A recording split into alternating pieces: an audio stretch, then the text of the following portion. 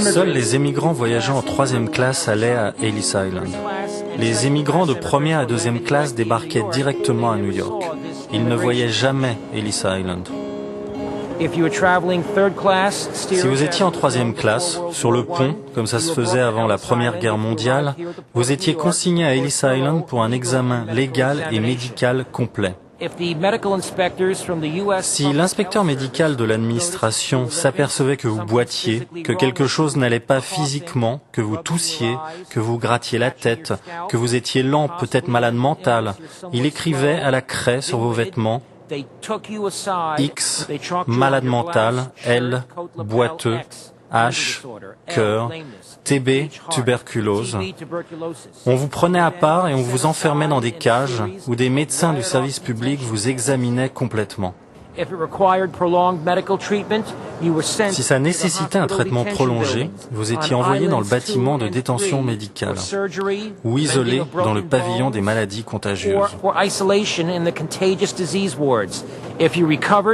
Si vous guérissiez, si vous étiez relâché, vous pouviez rentrer aux États-Unis.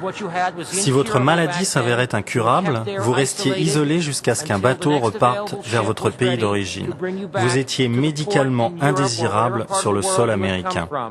You were then medically undesirable for admission to the United States.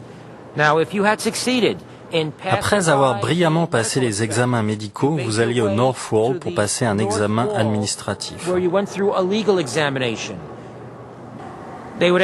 Ils vous posaient 34 questions par l'intermédiaire de traducteurs. Nom, âge, profession, nationalité, où vous voulez aller, si vous avez de l'argent, combien, faites voir, voyagez-vous seul, êtes-vous polygame, anarchiste, êtes-vous jamais allé en prison?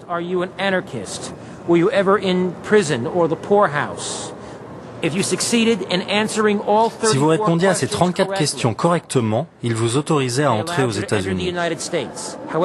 Cependant, si vous faisiez une erreur, si vous répondiez à une question d'une façon qu'ils n'aimaient pas, on vous marquait SI, enquête spéciale, et vous étiez détenu au pavillon administratif. Puis vous alliez expliquer votre mauvaise réponse au département des enquêtes de la Cour spécialisée dans l'immigration.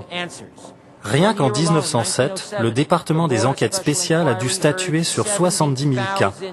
C'est le nombre de personnes qui par année étaient détenues pour raisons juridiques à Ellis Island. À peu près 80% des émigrants d'Ellis Island sortaient après 4 ou 5 heures. 20% restaient pour des raisons médicales ou légales.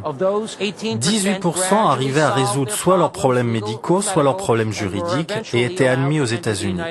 2%, c'est-à-dire 250 000 personnes parmi tous les émigrants d'Ellis Island, furent renvoyés dans leur pays d'origine, vers l'Europe, les Caraïbes, le Moyen-Orient, l'Afrique du Nord et l'Asie, puisqu'on les avait trouvés inaptes à être admis aux États-Unis.